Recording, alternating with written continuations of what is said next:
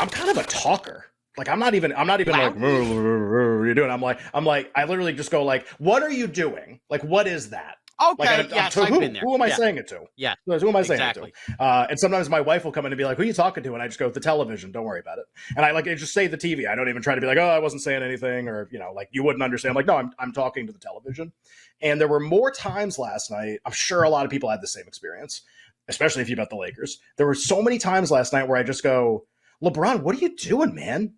What are you doing?"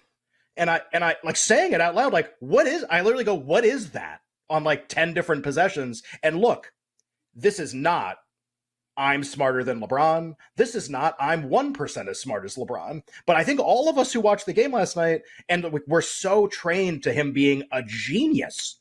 He's the smartest player ever. And so when it's like, when they're trying to really put the game away, and there's this lull in the third quarter, and he goes back-to-back possessions pulling up for three with like 21 on the shot clock, again, like me, expecting him to be a genius because he's always a genius.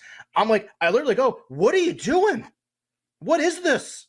Like, what are these possessions?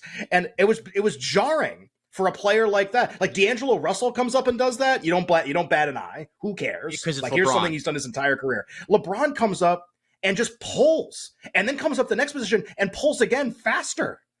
And just like, and he's over from three at the time. There were 20 other times last night. I just go, what are you doing? And I never say that with that player, and I said it more than a dozen times last night, probably. So the reason, for anybody listening that heard me bring up the 2019 Western Conference Finals, like, how could you even bring that up? It is so easy to say now. We look back at that and go, yeah, the Blazers got cooked in that series. They didn't belong. Well, yeah, they got swept. Game 2, they're on the road fighting at Oracle versus an all-time team with Kevin Durant before that injury that he suffered in the finals, and they lose a game by 3 points. They come back. The official spread to close that were the Blazers were 2.5-point favorites at home.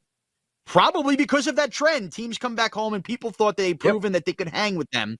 And then the Warriors go and wipe the floor with them in Game 3, and then it's an epic Game 4 back and forth, and the Warriors complete the sweep. Just look at the Lakers here for a second. You mentioned the plantar fasciitis. We mentioned that Anthony Davis has not been healthy. Neither of those guys are young. They're not getting anything from D'Angelo Russell, who in theory, on paper, should be their number 3 option right now. And it's come down to Austin Reeves and Rui Hachimura. Remember how stunned we were at moments earlier in the postseason when those guys were performing.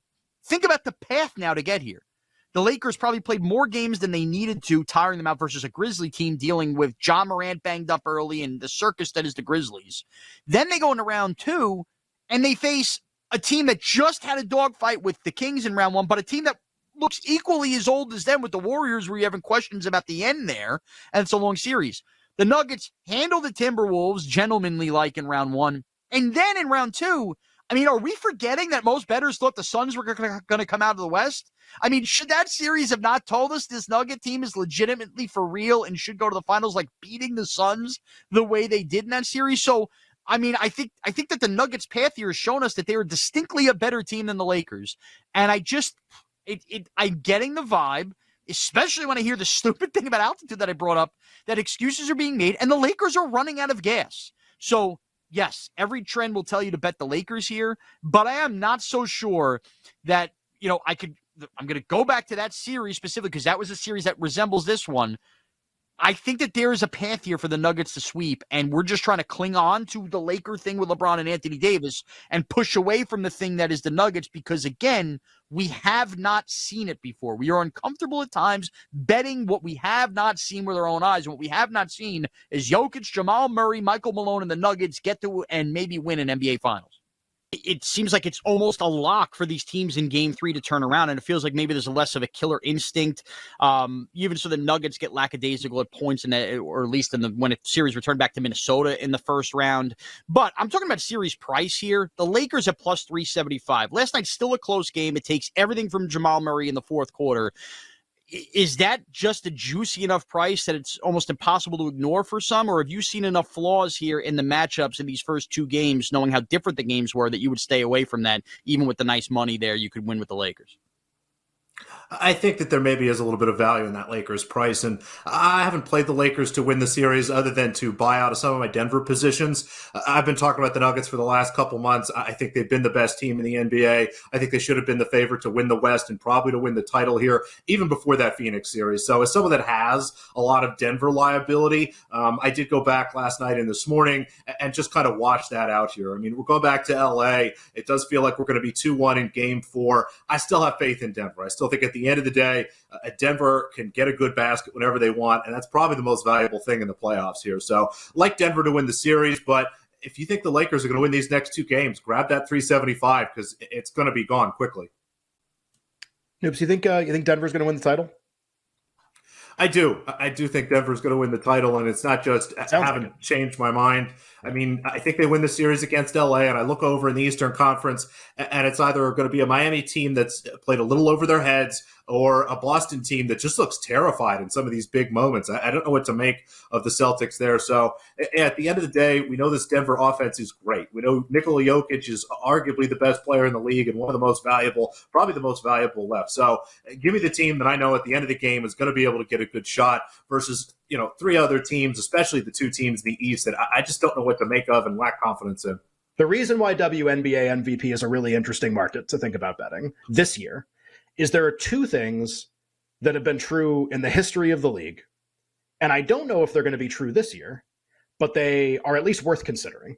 The first one is that there has never been a back-to-back MVP since the first 2 years of the league's existence in the late 90s. So Cynthia Cooper was the last player to win back-to-back MVPs. She also won the first 2 league MVPs. So 1997 to 1998, back-to-back MVP winner, and we have never had one ever again, despite multiple opportunities for that to be the case and for sort of tiebreaker seasons to go to a new player to win the award. So in the NBA, we obviously have voter fatigue sometimes. It's one of the reasons why Jokic didn't win this year, even though you could argue he had a better season than Embiid. A lot of people voted for Embiid because the argument was, well, he doesn't have one yet. And so I want to vote for him. And you can bet your bottom dollar that the exact same dynamic happens in the WNBA all the time. And you have multiple time winners, but you don't have back-to-back winners ever. Never happens. And Asia Wilson, who is the best player on the Vegas Aces, they won the title last year, is one of the 2 massive favorites to win most valuable player again.